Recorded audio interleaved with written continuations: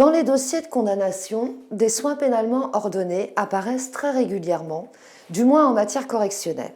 Environ une condamnation délictuelle sur 4 comprend une obligation de soins. Les injonctions de soins sont beaucoup plus rares et, à la différence des simples obligations, sont majoritairement prononcées en matière criminelle. Interrogés sur l'évolution des pratiques judiciaires en la matière, la très grande majorité des professionnels suggèrent une inflation des mesures prononcées. Beaucoup, y compris parmi les magistrats, déplorent un phénomène de surprescription, ce que nous allons aborder dans un premier temps. Du côté des professionnels de santé, de nombreuses mesures leur semblent inappropriées, car trop souvent détachées de véritables problématiques sanitaires. Nous aborderons donc dans un second temps les critères décisionnels des magistrats. Mais d'abord, objectivons la fréquence de ces mesures. On constate une inflation temporelle non négligeable sur la période étudiée. S'agissant d'abord des obligations de soins, ces mesures demeurent exceptionnelles en matière criminelle, moins de 5% des affaires, de longues peines privatives de liberté étant quasiment de règle. Parmi les condamnations correctionnelles, les analyses bivariées dévoilent une légère augmentation, près de 21% des affaires en 2000, 26% en 2015. Le dispositif spécifique de l'injonction thérapeutique n'est quant à lui presque jamais mobilisé par les juridictions de jugement. Ces résultats globaux masquent néanmoins des évolutions contrastées selon les types d'infractions. Les simples obligations sont désormais plus rares concernant les auteurs de délits sexuels, car les juges privilégient plus qu'avant le dispositif de l'injonction, surtout après 2005, j'y reviendrai. En revanche, elles ont nettement augmenté pour les autres types de délits, presque doublé même, 13% en 2000, 25% en 2015. En fin de période, près d'un condamné sur 5 était concerné en présence d'un délit à la législation sur les stupéfiants et même près de 4 conjoints violents sur 10. Ces mesures sont presque systématiques désormais dans le cadre d'un sursis probatoire. C'était le cas dans 60% des sursis probatoires en 2000, 84% en 2015. Le nombre d'injonctions de soins, bien plus faible que celui des simples obligations, a cependant nettement progressé, surtout après 2005, en partie du fait d'une extension progressive de son champ textuel d'application. 29% des délinquants sexuels étaient visés en 2015, mais près de la moitié de ceux condamnés par une cour d'assises. Le dispositif cible plus rarement les auteurs de délits sexuels, dont certains sont vraisemblablement des viols correctionnalisés. À compter de 2010, l'injonction de soins s'étend à plus d'un quart des condamnés pour atteinte à la vie. En revanche, on en trouve trace dans un seul dossier de violence conjugale. En raison de ce déploiement progressif, la fréquence des soins pénalement ordonnés, pris dans leur ensemble, a doublé en 15 ans. Même lorsqu'on tient compte de l'augmentation des usages de stupéfiants et du nombre d'infractions sexuelles, la probabilité de soins pénalement ordonnés est 2 fois plus élevée en 2015 par rapport à l'année 2000, toutes choses égales par ailleurs. Nous sommes toutefois encore bien loin de la systématisation suggérée par de nombreux professionnels en entretien. Ces perceptions s'alimentent vraisemblablement de l'augmentation du volume global des condamnations et donc de personnes sous main de justice, multipliant de fait les prises en charge impliquant des soins contraints. En outre, les JAP ajoutent régulièrement ce type de mesures durant la phase post-sententielle, que ce soit dans le cadre d'une modification des obligations d'un sursis probatoire, d'aménagement de peine ou de mesures de sûreté. À entendre les professionnels interrogés, y compris de nombreux magistrats, un consensus interprofessionnel se dégage. Pour reprendre l'expression d'un magistrat, trop de mesures tue la mesure. Trop de mesures tue la mesure. La citation, empruntée à un psychiatre médecin, interrogé dans le cadre de cette recherche, reflète assez bien le consensus interprofessionnel actuel sur le phénomène et les raisons plus particulièrement du phénomène d'inflation des mesures de soins pénalement ordonnées. En effet, lorsque l'on interroge l'ensemble des professionnels de la chaîne pénale sur les raisons de cette inflation des mesures de soins ordonnées, les raisons qui seraient rationnelles et purement sanitaires, faut bien l'avouer, sont assez rares. On évoque ici ou là une augmentation des problématiques addictives ou psychiatriques, ou par ailleurs une meilleure formation ou sensibilisation des magistrats au repérage des populations ciblées par ces mesures de soins. Ces explications sont très minoritaires car très majoritairement, les raisons avancées par les professionnels sur l'accroissement des mesures de soins sont en réalité assez déconnectées de toute rationalité sanitaire et donnent même l'impression parfois d'être prononcées pour tout et n'importe quoi, pour reprendre l'expression d'un médecin expert coordinateur. Alors, ces raisons, si on essaye de les synthétiser, de les rassembler, elles sont variées et dépendent évidemment des acteurs. Du côté des magistrats, le recours presque mécanique depuis plusieurs années aux mesures de soins, notamment en cas de problématiques addictives ou de violence, tient à deux raisons. La première, souvent évoquée, est qu'en prononçant des soins, les magistrats auraient plus ou moins consciemment le sentiment à la fois de punir et de sauvegarder la société, et puis de guérir, et d'une certaine manière en voulant le bien de la personne concernée. À cet égard, il est parfois rapporté que l'obligation de soins aurait quelque chose de magique, d'une certaine manière, chez les magistrats. Par ailleurs, une autre raison est souvent invoquée chez les professionnels et tient au fait que certains magistrats adoptent une logique assez préventive dans le prononcé des mesures de soins, en les concevant moins comme des mesures de soins à proprement parler que comme des mesures d'examen, voire d'évaluation sanitaire. Elles sont donc prononcées dans le doute, à charge ensuite pour le juge d'application des peines de faire le tri entre les mesures qui mériteraient d'être mises en œuvre et celles qui ne le mériteraient pas. La difficulté étant que lorsque l'on interroge les juges d'application des peines sur cette tendance-là, ils évoquent, eux, l'impossibilité de pouvoir faire le tri au regard de la masse des mesures prononcées.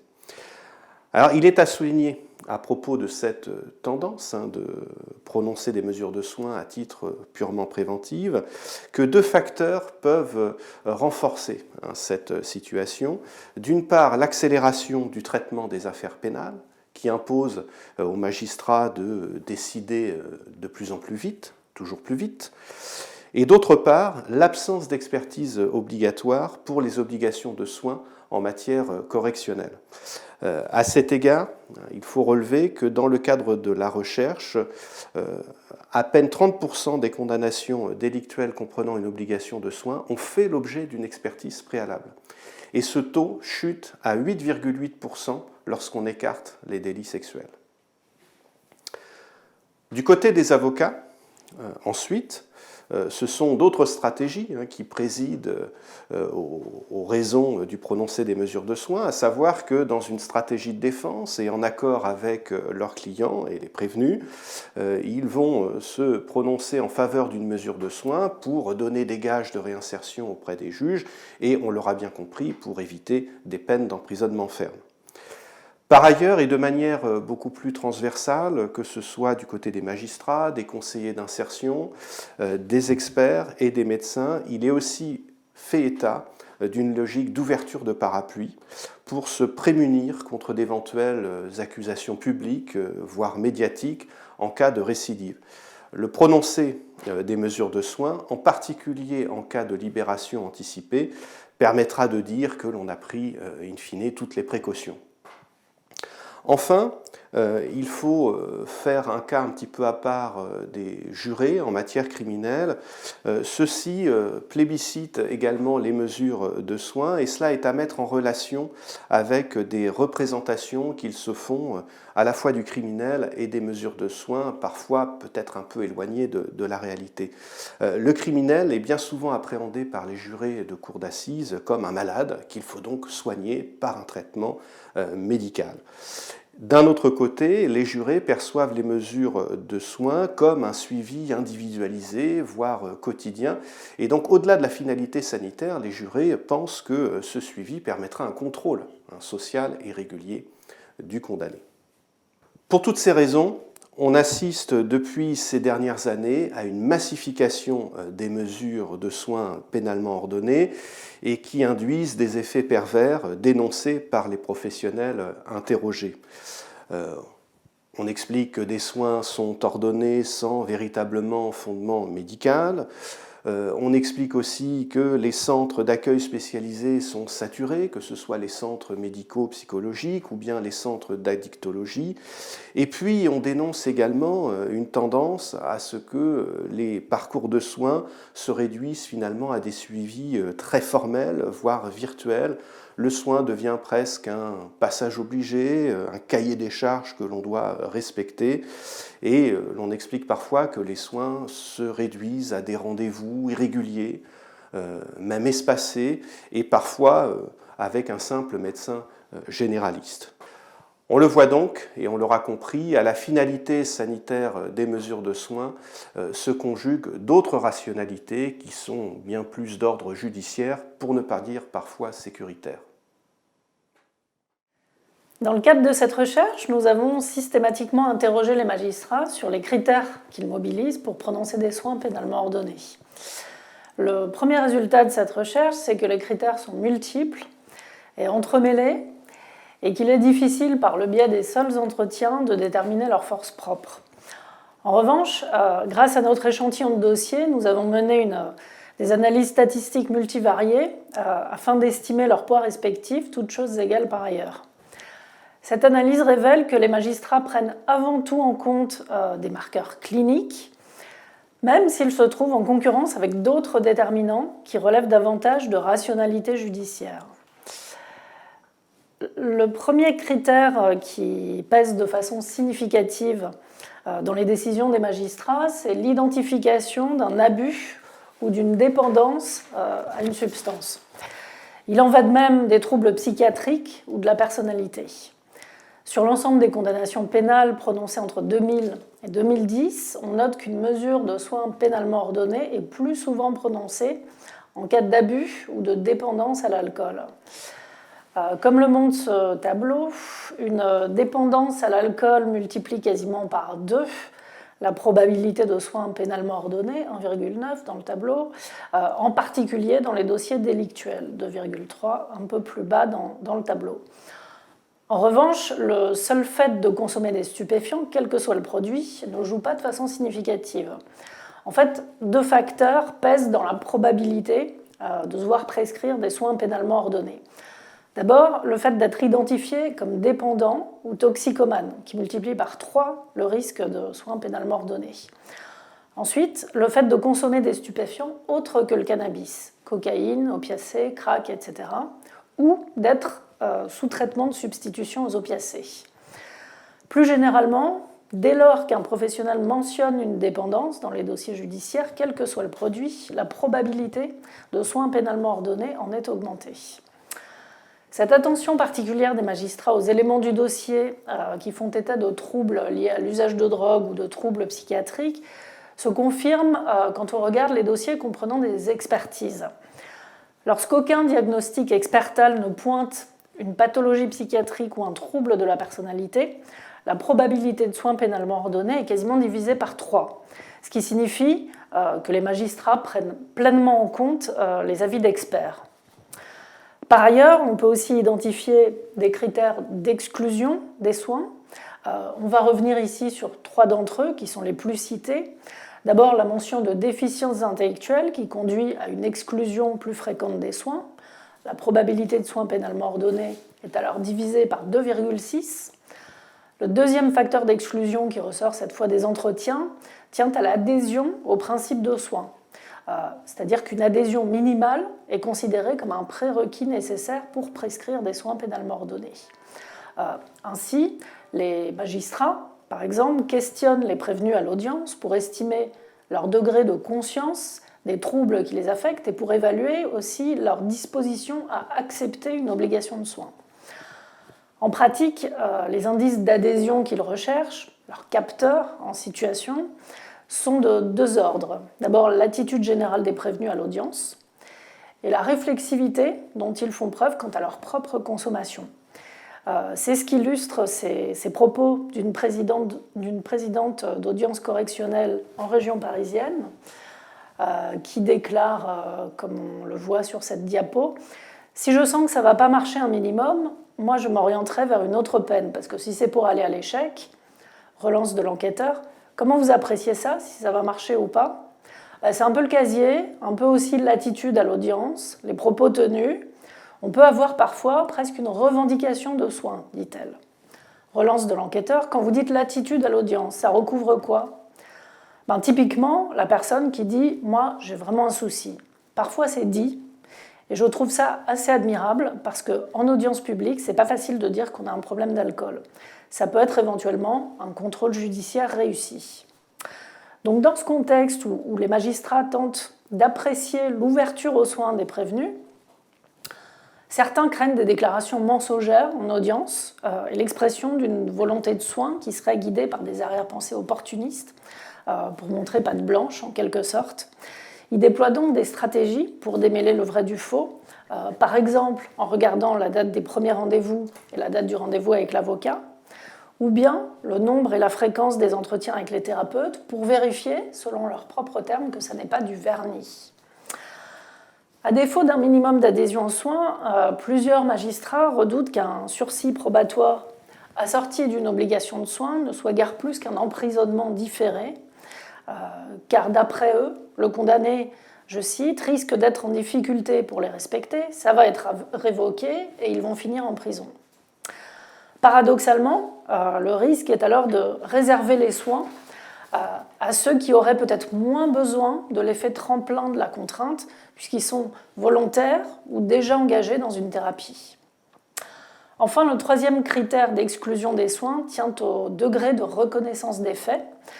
L'exigence d'un minimum d'adhésion fait que les magistrats écartent plus souvent les soins en présence d'une négation des faits, qu'ils voient comme un obstacle à la réussite de ces soins. Face aux personnes qui, je cite, ne veulent rien, refusent catégoriquement les soins ou rejettent tout en bloc, il y a peu de soins pénalement ordonnés qui sont prescrits. Comme le montre ce tableau, dans l'ensemble des dossiers de condamnation, la probabilité de soins est divisée par 2,3 en cas de négation des faits, en particulier lorsqu'il s'agit de délinquants sexuels qui pourraient être éligibles à une injonction de soins.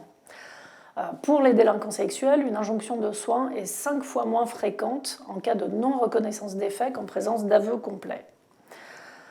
Enfin, le tableau suivant montre que les magistrats tiennent compte des avis des experts sur l'opportunité de soins, puisque dans l'ensemble des dossiers de condamnation, la préconisation d'une prise en charge sanitaire par les experts multiplie par 3,2 la probabilité de soins pénalement ordonnés. Le prononcé de ces mesures de soins est donc fortement corrélé à l'identification de marqueurs cliniques. Toutefois, d'autres critères ordinairement associés à la pratique judiciaire tendent parfois à les supplanter. Face aux affaires que les magistrats ont à juger, ceux-ci sont particulièrement attentifs à 4 éléments. La nature de l'infraction, les antécédents judiciaires, la dangerosité et les risques de récidive, et la situation sociale des prévenus ou des accusés. Alors pour les reprendre dans l'ordre, tout d'abord la nature de l'infraction. Les différents types de professionnels interrogés s'accordent sur le constat d'une inflation des soins pénalement ordonnés qui s'expliquerait par une médicalisation de la délinquance, je cite, la pathologisation des problèmes sociaux et plus généralement la psychiatrisation du monde social.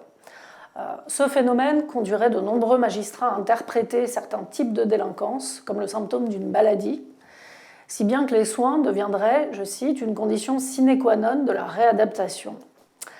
C'est le cas en particulier de certaines infractions, pour n'en citer que 3, les conduites en état alcoolique répétées, les violences conjugales et surtout les violences sexuelles.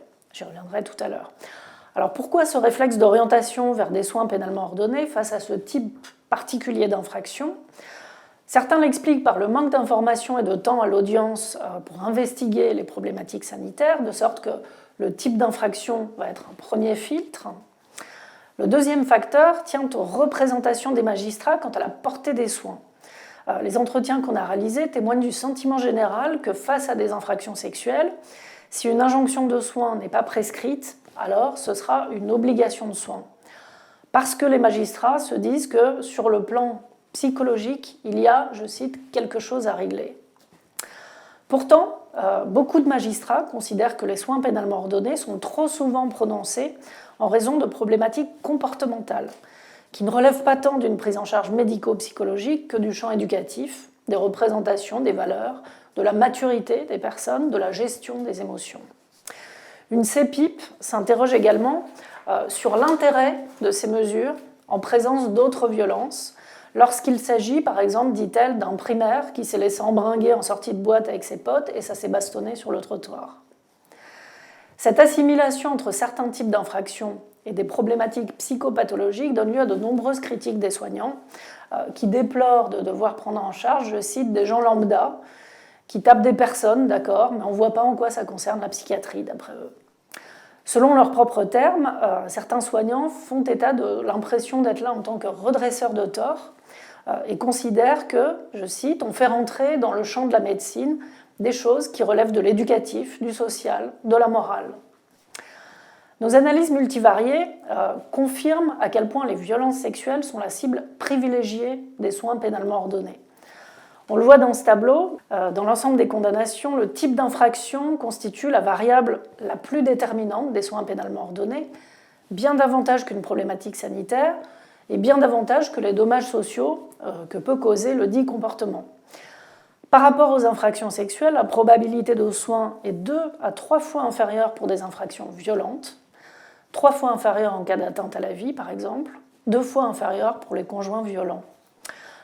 Les soins pénalement ordonnés sont encore moins prononcés pour les auteurs d'infractions à la législation sur les stupéfiants, 9 fois moins, et pour les vols criminels, 18 fois moins.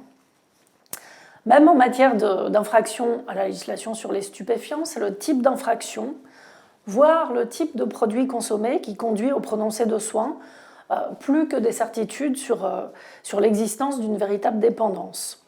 Selon une CPIP qui exerce en détention, je la cite, c'est très vite jugé, très vite classé, catalogué. Et elle s'interroge, quelqu'un qui a été pris parce qu'il roulait, il fumait un joint, oui, mais est-ce que pour ça, il est dans l'addiction ? Et elle conclut, on n'est pas forcément sur une notion de soins et de problématiques de santé. Outre la nature de l'infraction, les antécédents judiciaires pèsent, comme l'ont déjà montré d'autres travaux, sur le choix de sanctions des magistrats. En entretien, la plupart des magistrats évoquent les antécédents judiciaires parmi les critères de prononcer des soins. Dans leur esprit, la répétition des faits vient renforcer l'hypothèse de troubles addictifs ou pathologiques sous-jacents. C'est notamment le cas des infractions à la législation sur les stupéfiants ou des infractions de conduite en état alcoolique. Comme le dit un JAP, je cite, « Si on en est rendu à la 3e ou à la 4e conduite en état alcoolique, ils ne peuvent plus dire qu'ils ont été contrôlés comme par hasard la soirée où ils buvaient. » Dans notre échantillon de dossiers, le passé pénal joue surtout pour les condamnés pour stupéfiants ou pour violences conjugales qui ont déjà été sanctionnés pour la même infraction. Pour ces deux types d'infractions, la probabilité d'obligation de soins est doublée.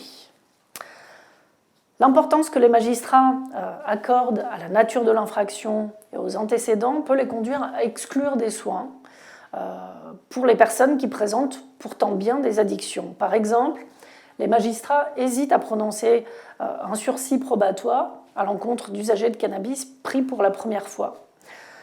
Je cite un magistrat, entre le rappel à la loi au PJ et la saisie mandat de dépôt, on va commencer à monter progressivement par une forme de cliquet, et une fois qu'on a atteint un cliquet, on ne revient jamais en arrière. Mais c'est vrai que c'est le paradoxe, là où le soin devrait être en première intention, assez rapidement dans l'échelle des réponses pénales, on est obligé d'attendre un certain degré de sévérité pour pouvoir accéder à cette réponse pénale.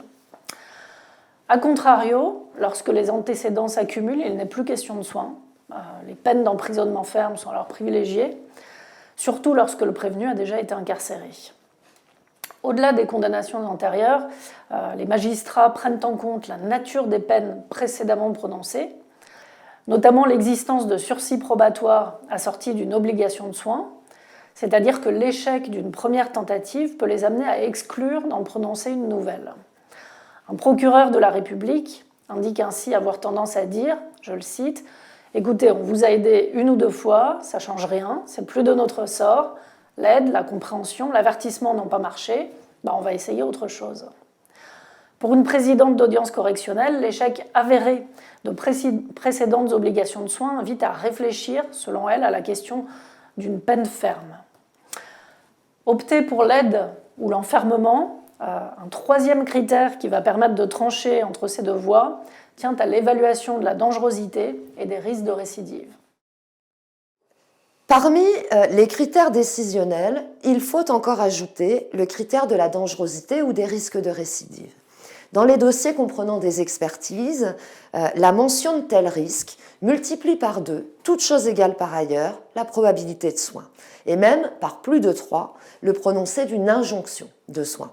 Ces pronostics comptent autant qu'un diagnostic de troubles psychiques et bien davantage que d'éventuelles addictions.